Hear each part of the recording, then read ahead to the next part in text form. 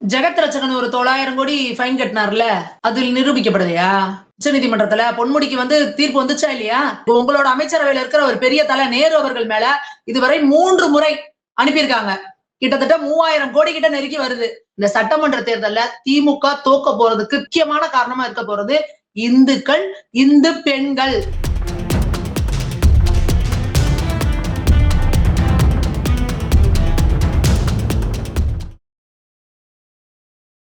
நாரதர் media உணர்வாளர்களுக்கு வணக்கங்கள். நான் உங்கள் விஜய் சின்னசாமி. இன்று நம்முடன் இணைந்திருக்கிறார் பாஜக மகளிர் அணி நிர்வாகி சுமதி மேகவர்ணம் அவர்கள்.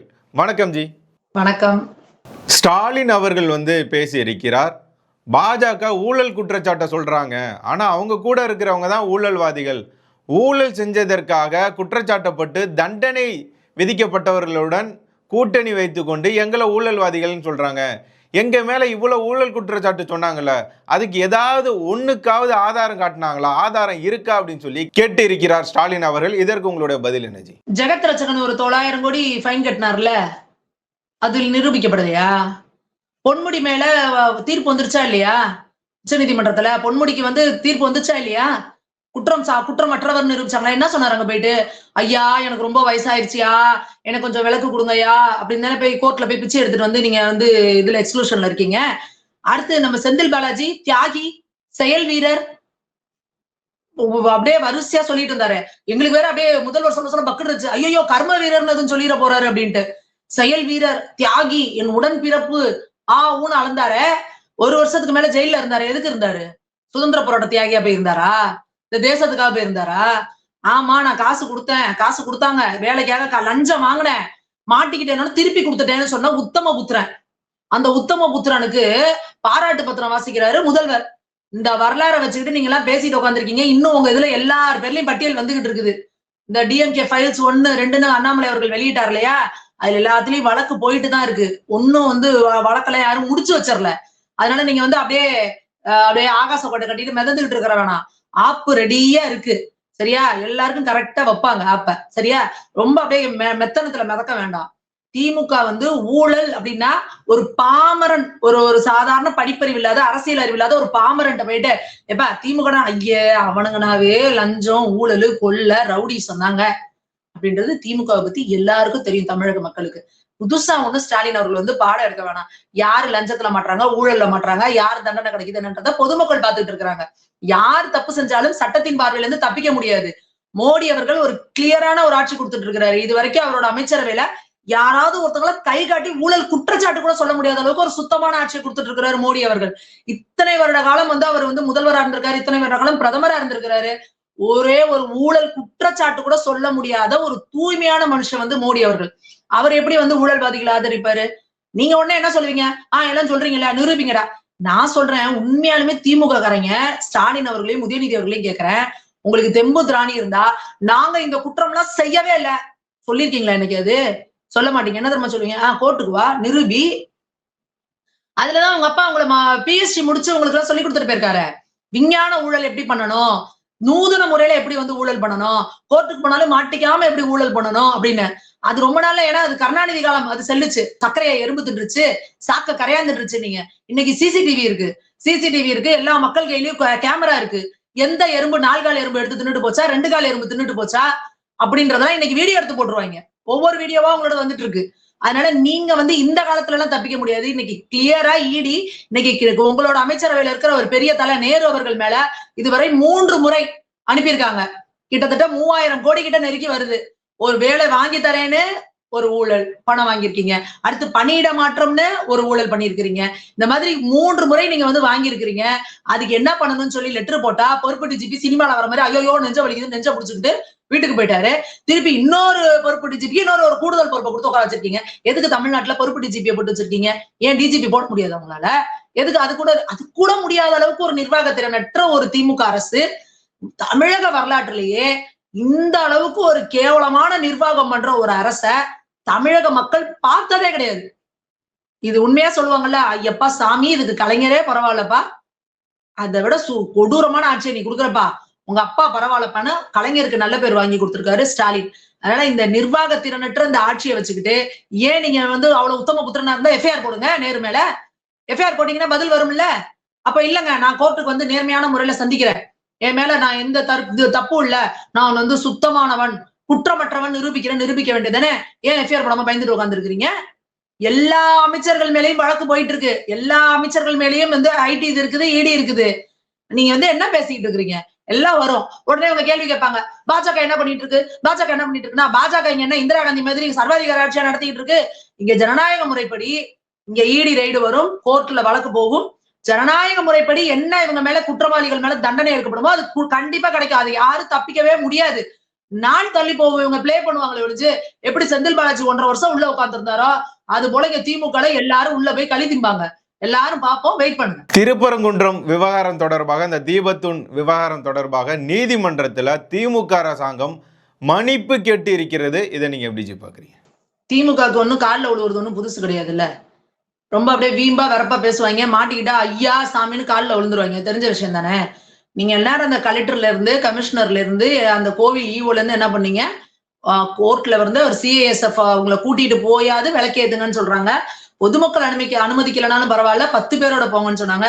அப்படியே இல்ல, நீ 144 போட்டுட்டா 4 பேருக்கு மேலதான் கூடக்கூடாது, 2 பேர் வரோம் மேலன்றாங்க. இல்ல என்ன சொல்றாரு அவர் ராம ரவிக்குமார், நான் தாங்க பெட்டிஷனரு, நான் மட்டும் வரேங்க மேல வந்து விளக்கேத்துங்கன்னப்போ முடியாது அப்படின்னு ஒரே கால நின்று. அத்தனைக்கும் அங்க இருந்த இஸ்லாமியர்கள் யாரும் எதிர்ப்பு தெரிவிக்கல.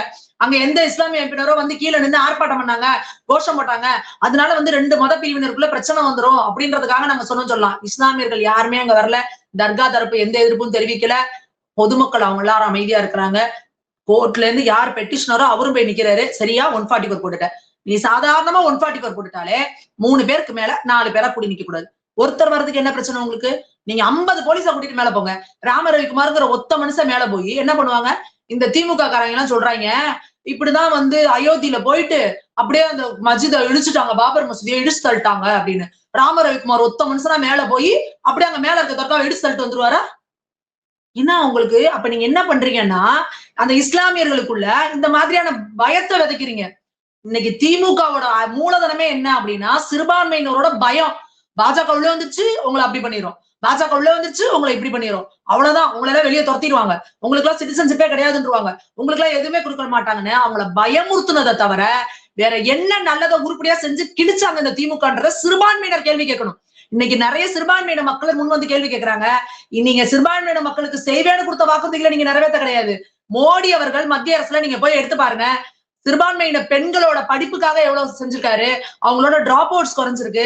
சிறுபான்மையின பெண்கள் வந்து தொழில் தொடங்கணும்னா அவங்களுக்குன்னு சிறப்பு மானியம் இருக்கு. சிறுபான்மையின இளைஞர்களுக்கு வந்து ஹையர் ஸ்டடீஸ்க்கு வந்து சிறப்பு மானியம் இருக்கு. சிறுபான்மையின இளைஞர்கள் வந்து தொழில் தொடங்கணும் அப்படின்னா அவங்களுக்கான சிறப்பு மானியம் இருக்கு. இவ்வளவு செஞ்ச மோடி அவர்கள் என்ன பண்றாரு? மதவாதி, சிறுபான்மையினரை துரத்திடுவாரு. ஆனா இது எதையுமே செய்யாம, ஐயோ மோடி வந்துருச்சுன்னா, பாஜக வந்துருச்சுன்னா உங்களை தொத்திடுவாங்க, உங்களை அதை பண்ணிடுவாங்க, இதை பண்ணிடுவாங்க அப்படின்னு சொல்லி உங்களை வந்து ஒரு எப்படின்னா சிறுபான்மையின மக்களுக்கும் இங்க இருக்கக்கூடிய இந்து மக்களுக்கும் இடையே ஒரு வெறுப்பையும் கசப்பையும் உண்டு பண்ணிட்டு இருக்க திமுக உங்களுக்கு நல்லது செஞ்சிருவாங்களா? சிறுபான்மையின் மக்களை கண் முடிச்சு பாத்துக்கணும், யார் நமக்கு நல்லது செய்யறவங்கன்றத தெரிஞ்சுக்கணும். இந்த திருப்பரங்குன்ற தீப வழக்குல அவங்க பாட்டுக்கு வந்திருந்தா ஒரு விளக்கை ஏத்திட்டு போயிருந்தா அன்னைக்கு ஒரு நாளோட விஷயம் முடிஞ்சிருக்கும். திமுகவுக்கு என்ன அப்படின்னா, இவங்க வந்து முழுக்க முழுக்க முழுக்க இந்து விரோத அரசு, இது மிஷினரிகளின் கைக்கூலி இவங்க. ஏன்னா அவங்க சர்ச்சில் சொல்றாங்கல்ல, திருச்சபையோட இதுல இந்த ஆட்சி நாங்க போட்டா பிச்சை அப்படின்ட்டாங்க. அப்ப அந்த பிச்சை போட்டவங்க ஒரு கோயில்ல போய் விளக்கேத்துறதுன்னா கேள்வி கேட்க மாட்டாங்க. எச்சமானா பதில் சொல்லணும்ல திமுக அரசு. ஏன்னா ஏடிஎம்கே ஆட்சி நடந்துச்சு, அப்பெல்லாம் வந்து திருப்பங்குன்றத்துல விளக்கேத்தல, 100 ஆண்டு காலமா நடந்துட்டு இருக்க பிரச்சனை. திமுக ஆட்சியில போய் விளக்கேத்திட்டாங்க அப்படின்னா இப்ப மிஷினரிகள் உனக்கு கொடுக்குற ஃபண்டுக்குலாம் என்னாச்சு, எப்படி உடனே நாங்க வந்து ஓட்டு போடுவோம் அப்படின்னு கேள்வி கேட்டுருவாங்கல்ல. அதனால இந்த திமுக அரசு யாருமே எதிர்ப்பு தெரிவிக்காதப்ப, இஸ்லாமியர்கள் யாருமே எதிர்ப்பு தெரிவிக்காதப்ப 144 போட்டு உச்சபட்ச வன்மத்தோட அங்க இருக்கிற பொதுமக்கள், பாஜக காரங்க இல்ல, இந்து முன்னணிக்காரங்க இல்ல, பொதுமக்கள் அங்க இருக்க பெண்கள் போய் கேள்வி கேட்டாங்க, ஏங்க முருகன் கோயில மேல விளக்கேத்துறதுல உங்களுக்கு என்னங்க பிரச்சனைன்னு. போலீஸ்காரர்கள் எப்படி நடந்துக்கிட்டீங்க? அந்த தெருக்குள்ளேயே மக்களை வர விடாம பேரிகார்டு போட்டு அடுத்த நாள் பெண்கள் எல்லாம் வீடியோ போட்டாங்களா இல்லையா? ஏன்னா என்னங்க எங்களை தெருக்குள்ளேயே எங்க தெருக்குள்ளே எங்களை நடக்க விட மாட்டேங்கிறாங்க, என்னங்க அநியாயமா இருக்கு? ஒரு நாள் விளக்கேத்திட்டு போறதை விட்டுவிட்டு எங்களை இந்த தெருக்குள்ள போறாங்க அந்த தெருக்குள்ள போறாதுங்கிறாங்க, என்னங்க இப்படி எல்லாம் எங்களை கொடுமைப்படுத்துறீங்கன்னு சொன்னாங்க. எத்தனை திமுக தொண்டர்கள், திமுக நிர்வாகிகள் எதிர்ப்பு தெரிவிச்சாங்க. எங்க முருகன் கோயிலே எங்களையே விளக்கேத்த கூடாதுன்னு சொல்றீங்க அப்படின்னு சொல்லி திமுகவோட வெளியில வந்தவங்க எவ்வளவு பேர் தெரியுமா? அதெல்லாம் மீடியாவை வச்சு வெளியில வராம நீங்க பாத்துக்கிட்டீங்க. காலம் பதில் சொல்லும். திமுகவோட தொண்டர்களே, திமுகவோட நிர்வாகிகளே இந்த முறை மதுரையில திமுகவுக்கு ஓட்டு போட போறது கிடையாது. ஏன்னா மதுரையில பல பேருக்கு வந்து குலதெய்வம் திருப்பரங்குன்றம் முருகன். நீங்க அந்த முருகன் கோயில என்னென்ன சொல்றீங்க? சர்வே கல்லு. ஏன்னா சர்வே கல்லுல வந்து ஆஞ்சநேயரை பொறிச்சு வச்சிருப்பானா? எப்படி தமிழ்நாட்டுல வந்து எங்கெங்கெல்லாம் ஒரு மைலுக்கு அங்கங்க சர்வே கல்லு நட்டு வைக்கிறாங்களோ அதனால ஒரு இதுல ஆஞ்சநேயர், ஒரு இதுல முருகர், ஒரு இதுல பெருமாள், ஒரு இதுல பிள்ளையார்னு செதுக்கி வச்சிருக்காங்களா? என்ன கேட்கிறவன் கேனையனா இருந்தா கேப்பையில நெய் வலிதுங்களா? சர்வே கல்லுங்கிறீங்க. அவங்கவுங்க உடனே நாங்க என்ன சொல்றோம், இவங்களுக்கு விளக்கம் கொடுக்கறதுக்குன்னே இந்து மக்களுக்கு என்ன தலையெழுத்துன்னு நான் கேட்கிறேன். இந்துக்கள் எல்லாரும் போயிட்டு எல்லா தமிழகத்துல இருக்க கோவில் இங்க பாருங்க, இந்த பெருமாள் கோயில்ல விளக்கு தூண் இருக்கு, இது பாருங்க இந்த அமைப்பு ஒன்னா இருக்கு, இங்க பாருங்க இந்த கோவில்ல விளக்கு தூண் இருக்கு. நான் சொல்றேன் அது விளக்கு தூண் இல்ல, சர்வேகள். உன் பேச்சுக்கே வச்சுக்கிறோம். சர்வேகள்ல விளக்கேற்றணும்னு எங்களுக்கு தோணுது எங்க கோயிலு. உனக்கு என்ன பிரச்சனை? நீ சாமி இல்லைன்னு சொல்லிட்டல. சாமி இல்லைன்னு சொன்னவனுக்கு அந்த கோவில்ல சர்வே கல்லா, மயில் கல்லா, இன்னும் பல ஊர்கள்ல மயில் கல் இருக்குல்ல, மயில் கல்லுக்கு மஞ்சள் தடவி ஒரு துண்டை கட்டி சாமியா கும்பிடுவாங்க. எங்களுக்கு கல்லு சாமிதான், மண்ணும் சாமிதான், மலையும் சாமிதான், கடலும் சாமிதான், மரமும் சாமிதான். சாமியே இல்லைன்னு சொல்ற பொறுக்கி பசங்களுக்கு அங்க என்ன வேலைன்னு நான் கேக்குறேன். கோவில் இந்து சமய அறநிலைத்துறை எங்களோட காசை, உண்டியல் காசை வாங்கிக்கிட்டு லட்ச லட்சமா செலவு பண்ணிட்டு உச்ச நீதிமன்றத்துக்கு போறீங்க, கோர்ட்டுக்கு போறீங்க. எவன் அப்பா வீட்டு காசு? எங்க காசை எடுத்து எங்க கோயில்ல விளக்கேற்ற கூடாதுன்னு சொல்லிட்டு கோர்ட்டுக்கு போவீங்களா நீங்க? அப்ப நீங்க என்ன பண்ணணும்? தமிழக அரசு உங்க காசை வச்சு போகணும். இல்ல திமுக உண்டியல் காசு இருக்குல்ல, திமுக நிதியை வாங்குறீங்கல்ல, அதுல எடுத்துட்டு போகணும் நீங்க. அதை விட்டுட்டு உங்களோட அந்த கடவுள் மறுப்பு கொள்கைக்கு எங்களோட உண்டியல் காசு எடுத்து எங்க கண்ணை குத்துவீங்களா நீங்க? இதெல்லாம் இந்துக்கள் பாத்துக்கிட்டு தானே இருக்காங்க. இந்துக்களுக்கு என்ன சூடு சொன்ன இல்லைன்னு நினைச்சிட்டு இருக்கீங்களா? அதாவது ஒருத்தவங்க வந்து அமைதியா பேசாம போயிட்டு இருக்காங்க அப்படின்னா அவன் கேன பையன் நினைச்சுக்க கூடாது. இந்துக்களுக்கு வந்து அப்படி கிடையாது. நம்ம எல்லாரும் இருக்கோம், அமைதியா இருக்கணும், சகோதரத்தோட இருக்கும் அப்படின்னா இருப்பாங்க. எப்ப நீங்க தோண்டி இன்னைக்கு கோயம்புத்தூர் மக்களை பாருங்க, அளவுக்கு அதிகமா பாதிக்கப்பட்டவர்கள் கோயம்புத்தூர் மக்கள். எந்த அளவுக்கு இந்த திமுக அரசு இஸ்லாமியர்களை வந்து தூண்டி விட்டு அவங்களை வந்து எந்த அளவுக்கு சப்போர்ட் பண்ணி இன்னைக்கு கோயம்புத்தூர் மக்கள் ஏன் திமுக ஆதரவு கொடுக்க மாட்டேங்கிறாங்க? அங்க நடந்த உயிர் பலிகள், அத்தனை உயிர் பலிகள், போஸ்ட் அடிச்சு ஒட்டி இவனை கொல்ல போறேன்னு போஸ்ட் அடிச்சு ஒட்டு கொண்டானுங்க. அப்ப அந்த மக்கள் என்ன நினைச்சாங்க? நாம எந்த அளவுக்கு ஒற்றுமையா இருக்கோமோ அப்பதான் நமக்கு இங்க பலம் அப்படின்னு கோயம்புத்தூர் மக்கள் ஒற்றுமையா இருந்து அவங்கள அவங்க வந்து நாங்க வந்து இந்துக்களுக்கு எதிராக பேசுனீங்கன்னா அவ்வளவுதான்றது. இப்ப இந்த கோட்டை ஈஸ்வரன் கோவில்ல அந்த ஒருத்தன் குண்டு வெடிப்பு நடந்துச்சு, கார் குண்டு வெடிப்பு. அப்ப ஜமாத் என்ன சொன்னுச்சு? அவனோட பாடியை நாங்க வாங்க மாட்டோம், நாங்க வந்து தீவிரவாதத்தை ஆதரிக்கல, நாங்க இங்க இருக்கிற இந்துக்களோட சகோதரத்துவமா இருக்கோம் அப்படின்னாங்க. புரியுதா? இதுதான். ஏன்னா அந்த கோவை குண்டு வெடிப்பு நடந்ததுக்கு அப்புறம் அங்க இருக்க இந்துக்கள் எல்லாம் சேர்ந்து முடிவெடுத்தாங்க, இந்த மாதிரி தீவிரவாதத்துக்கு ஆதரவு போற யார் கூடயும் நாங்க வந்து எந்த வணிகமும் வச்சுக்க மாட்டோம், எந்த டிரான்சாக்சனும் வச்சுக்க மாட்டோம், இவங்களை கம்ப்ளீட்டா நாங்க இது பண்ணுவோம் சொல்லி அத்தனை பேரோட வாழ்வாதாரமும் விழுந்து போச்சு சிறுபான்மையின மக்கள்.